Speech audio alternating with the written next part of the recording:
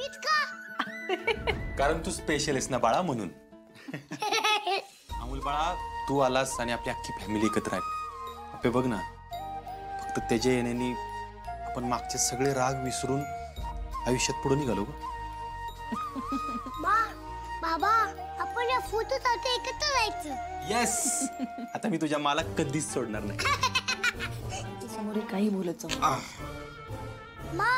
बाबा, तुम्ही एकदा अल्बम केला होता ना? हो, मी अल्बम केला होता. आई शपथ, तू अल्बम बनवून आणला? मग मॅडमची ऑर्डर म्हणल्यावर पाळली पाहिजे ना.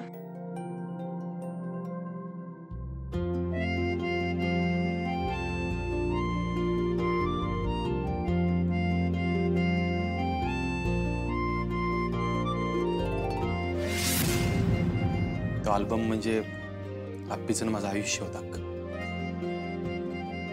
अप्पी, तुला सांगतो, 7 वर्षात आहे ना असं लय वेळा वाटलं अगं, बिना कुटुंबाचं जगल्यापेक्षा आहे ना मेलेलं बरं. नाही अप्पी, खरंच. प्रत्येक वेळी त्या अल्बमनी तुझ्या आठवणींनी त्या प्रत्येक फोटोनी जगवलं ग. पण बाबा, तू आणि मा आहेत नाही का आता?